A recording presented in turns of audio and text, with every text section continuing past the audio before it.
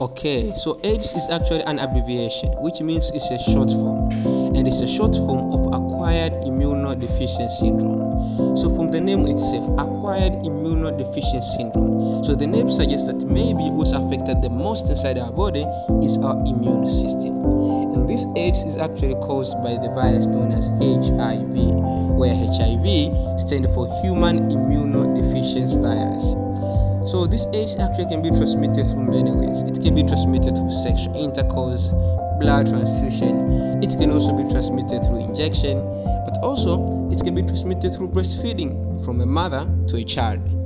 It is important to know that these viruses are commonly found inside our body fluids, which are found inside our body, and this include blood, sperm, vaginal fluid, pre-seminal fluids, and of course breast milk.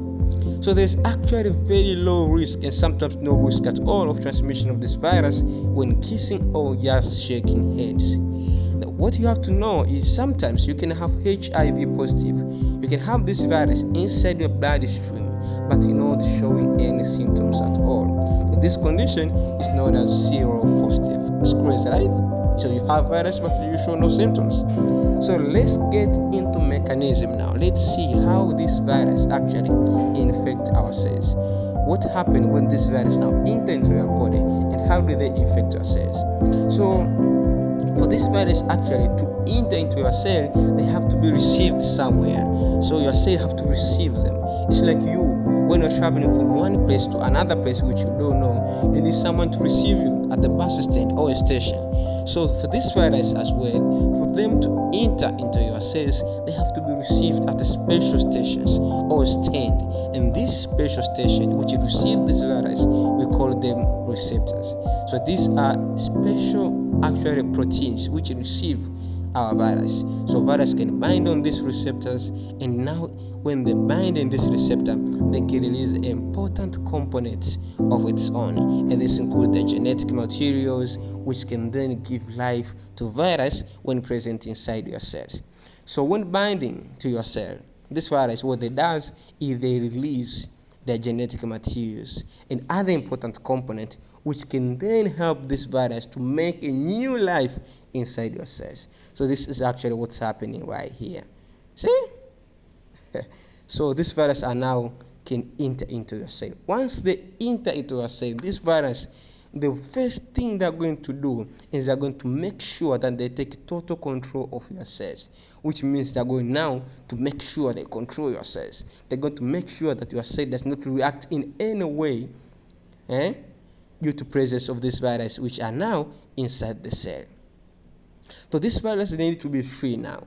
They don't need any disturbance. So they're going to make sure that these cells, your white blood cells, they are not able to detect the presence of this virus inside them.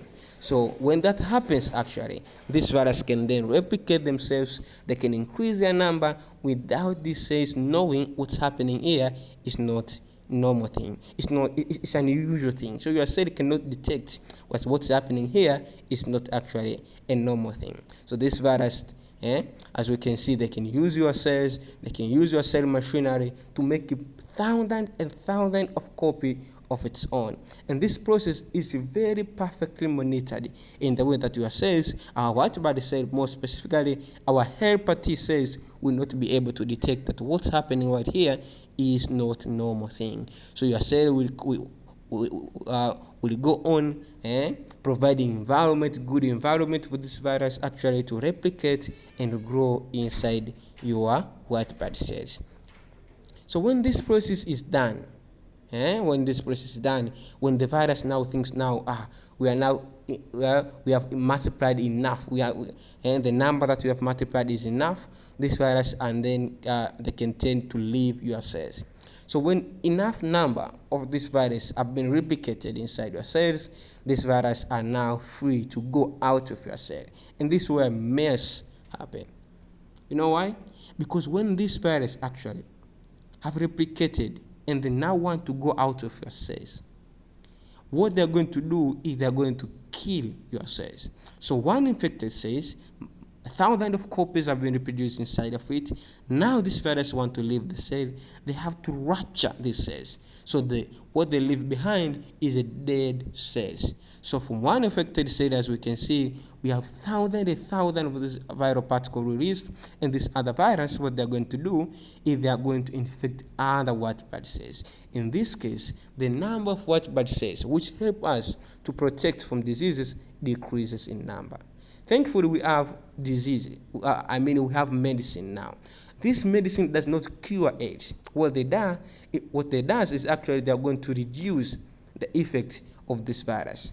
And they can reduce the effect of this virus in many ways. The first way is they're going to make sure that if this virus enter your cells, they're not going to replicate. As you can see here, the virus will be present inside your cell, but will not be able to replicate. So this is one type of medicine that infected people usually take. And this medicine, we know them are known as ARV, antiretroviral drugs. So these drugs prevent the replication of this virus inside your cells.